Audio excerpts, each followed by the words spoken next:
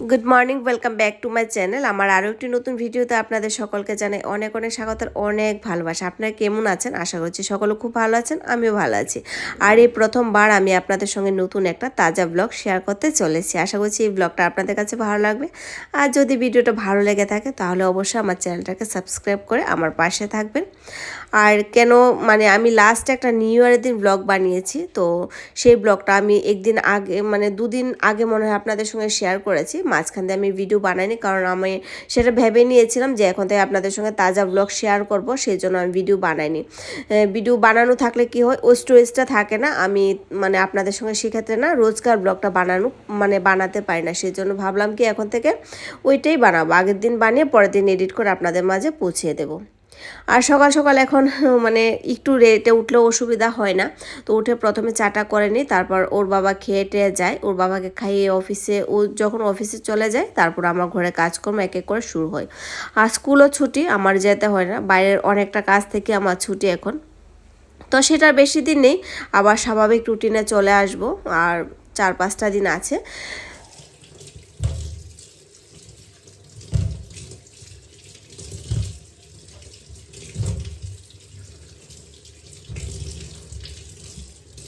এই সবজিগুলো গতকাল রাতে এনেছিল, তো ধুয়ে দিনই, কারণ অনেকটাই ঠান্ডা ছিল। আর জলে তো হাত দেওয়া যায় না বলতে পারেন। তো সকালবেলা একটা টাইম আছে, তাজা জল চলে, সেই সময় আমরা অনেক কাজ করে নিই। কাপড় টাপড় যত হাতে ধোয়াটো আছে সমস্ত কিছু ওই টাইমে কমপ্লিট করে নিই। ধরুন 9টা থেকে 10টা 10:30 হবে, ওরা সেলু চালিয়ে দেয়। তখন জলটা গরম আসে, নিচে থেকে আসে, তো সেই জলটা খুবই গরম আসে। তো এখন সবজিগুলো ধুয়ে দিচ্ছি আর ফ্রিজটা একটু পরিষ্কার করব। যেহেতু আমাদের মাস ফুরিয়ে যাচ্ছে, ওষুধ উঠে যাবে, সেজন্য অনেক কিছু পরিষ্কার পরিচ্ছন্ন করতে হবে। পরিষ্কার থাকলেও নিয়মের জন্য করতে হবে। আমাদের যেটা নিয়ম সেটা তো করতেই হবে, তাই না? আচ্ছা বন্ধুরা, আমি আপনাদেরকে একটা কথা বলতে চাই যে আমার চ্যানেলটা একদিন করে 1 মাস হয়ে গেল। গত যে ব্লগটা আপলোড করেছিলাম গত দিনে, সেদিন আমার 1 মাস পূর্ণ হয়েছিল। কিন্তু সেখানে দেখা যায় কি 1 মাস হয়ে গেল আমার চ্যানেলটা কোনো গ্রোই করছে না। কেন করছে না, কি ভুলটা হয়তো আমি করছি, হয়তো নিশ্চয়ই আমি কোনো কিছু একটা মিস্টেক করছি, হয়তো আপনাদের কাছে ভিডিওগুলো ভালো লাগছে না, বা কি আশেপাশের সমস্তটা আমি নিজেও খুব টেনশনে পড়ে গেছি, ডিমোটিভেট হয়ে যাচ্ছি যে কীরকম কেন আমার সঙ্গে এরকমটা হয়ে যাচ্ছে। 1টা মাস হয়ে গেল, না কোনো কি বলবো, বলাটাও সেরকমটা ঠিক না। কিন্তু যেগুলো আছে সেগুলো একটু ওয়াচ হয় না, অ্যানালাইজটাতে সব কিছু বোঝা যায়। সেরকমটাই আমার ওয়াচিং টাইমও কমে যাচ্ছে, সমস্ত কিছু আমার ডাউনের দিকে যাচ্ছে। যেটা গ্রো হওয়ার জায়গায় সেটা আরও ডাউন হয়ে যাচ্ছে। কেন সেরকমটা হচ্ছে, আপনাদের মধ্যে যদি কেউ ভিডিওটা দেখে থাকেন বা শুনে থাকেন, তাহলে আমাকে একটু কমেন্ট করে বলুন। কারণ কি বলবো, আমি খুব টেনশনে পড়ে গেছি যে 1 মাস হয়ে গেল, সেরকমটা কোনো পরিবর্তনের দিকে নেই, যে আমি কোন জায়গার মধ্যে ভুল করছি। সব থেকে বড় টেনশন এটা আমার, যে আমার কোন জায়গাটার মধ্যে আমার ভুল হচ্ছে, যে আমার বন্ধুরা এটা ওয়াচ করছে না, দেখে দেখেও ছেড়ে দিচ্ছে। সেই জিনিসটাই আমার কাছে ডাউট লাগছে। তো যাই হোক, আপনাদের মধ্যে কারো যদি ভিডিওটা কেউ যদি ওয়াচ করে থাকেন, তাহলে অবশ্যই আমাকে একটু কমেন্ট করে জানাবেন। আর এই যে বাচ্চাদের পছন্দের খাবার ঘরে থাকলে দেখবেন অন্য কিছু বানানোর আর কোনো সুযোগ পাওয়া যায় না, যেহেতু স্কুল ছুটি চলছে।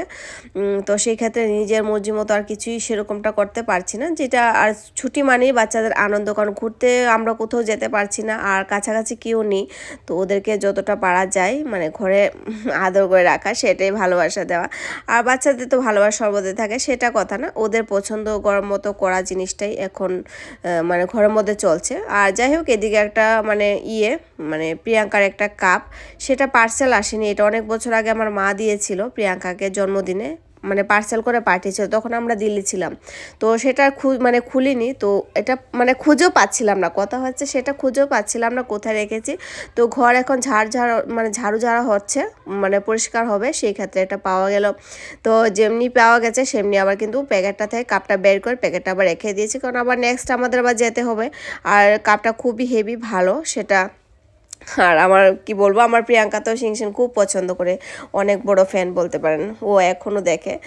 তো সেই জন্য আমার মা ওর পছন্দ জিনিসটা দিয়েছিল, সঙ্গে আর অনেক কিছু পাঠিয়েছে। যাই হোক, আমার ম্যাগিটা হয়ে গেল, খুব তেল মশলা খুব কম দিয়েছি, যেহেতু এখন আমি খাবো, আমার জন্য আবার কি বানাবো, সেজন্য আলাদা করে আর কিছু বানাইনি, এটাই তেল মশলা কম দিয়ে বানিয়েছি। এখানে মা ছেলে যুদ্ধ চলছে, কারেন্টও চলে গেল। এই যে লোডশেডিং এখানে অনেকটা দেয়, এখানে মানে খুব ইস্যু, ইলেকট্রিক খুব ইস্যু হয় এখানে। আর এই যে এখন যাচ্ছি ছাদের দিকে, যেই মানে রোজ কাপড় দিচ্ছি আর এই যে ঘরে নিয়ে আসছে, রোদ্রে কোনো তাপই নেই। আজকে কতটা দিন হয়ে গেল।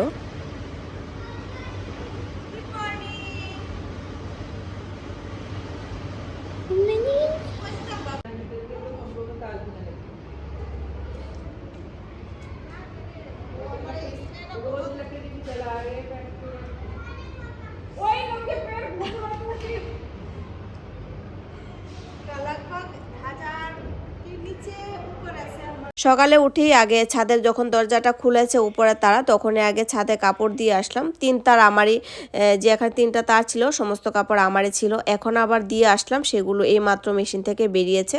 মানে মেশিনে কাপড় 3 থেকে 4 দিন লেগে যায় শুকাতে। এবার ভাবুন হাতে ধোয়া কাপড় কতদিন লাগবে। মনে হয় মানে যে কাপড় আমার হাতে ধোয়ার জন্য জমেছে, মানে মনে হয় 1 থেকে 2 ঘন্টা লাগবে সেগুলো ধুতে। ভয় পাচ্ছি এরকমটা মানে ঠান্ডা, কিভাবে ওইগুলো ধুয়ে দেব। আর সেগুলো মেশিনে ধোয়ার মতোও না, সেজন্য হাতে ধুয়ে দেব। যাই হোক একটু রোদ্র উঠলে ধুয়ে দেব, দেখি আজকে না হয় কালকে তো উঠবেই।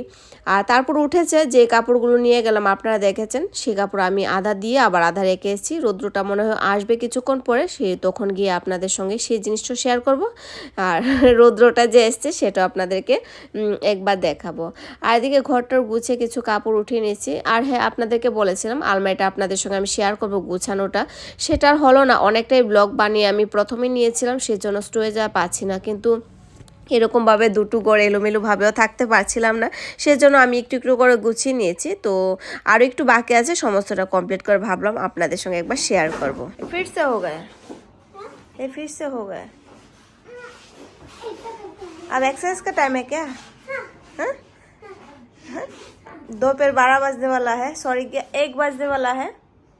ये पीछे पीछे पीछे वो टी शर्ट सही करो, नीचे से खींचो, नीचे खींचो, गुड।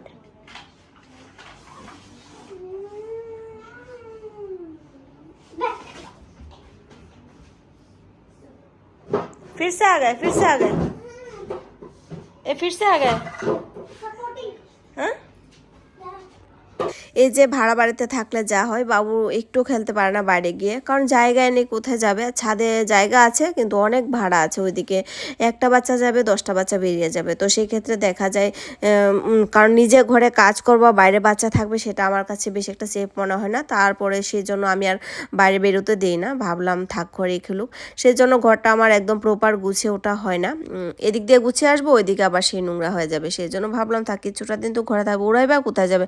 সেই থেকে কিন্তু আমাদের গোয়াটা অনেকটাই সুবিধাজনক, প্রচুর মানে বড়, অনেকটাই বড় মাঠ পাওয়া যায়, মানে বাচ্চাদের খেলার স্পেশাল জায়গা পাওয়া যায়। মানে বাচ্চাদের খেলার জন্য না, আমি দেখে আসলাম যে কোয়ার্টারে গিয়ে সুবিধা খুব সুন্দর আছে বাচ্চারা খেলাধুলা করার জন্য, বোরিংনেস আসার কোনো কথাই নেই। তো অলরেডি বাচ্চারা খেলাধুলা ওই টাইমে করছিল, তো আমি যখন গিয়েছিলাম, তো সেই জিনিসটা দেখে আমাদের ভালোই লেগেছে। তো দেখি কখনো বাবুর এই মানে এরকম জিনিসটা দেখলে আমারও খুব কষ্ট হয়, তখন মনে হয় যদি আমরা পেয়ে যেতাম তাহলে ভালোই ছিল। যদি পেয়ে যায় আদৌ মঙ্গল হবে। ওইখানে আমাদের শিফট হওয়ার ইচ্ছা আছে কোয়ার্টারে। তো যাই হোক, এদিকে এই যে রৌদ্র কিন্তু এসছে একটু, এতটুকু রৌদ্র পেয়েছি বাবা, সেটাই আমাদের জন্য অনেকটা, মানে কি বলবো, একদম মানে অচল হয়ে গিয়েছিলাম যেটাকে বলে। ঠান্ডায় কোনো কাজ ইচ্ছে করছে না, প্রচুর কাজ সেরকমটা করে না, ঘরে জমে গেছে।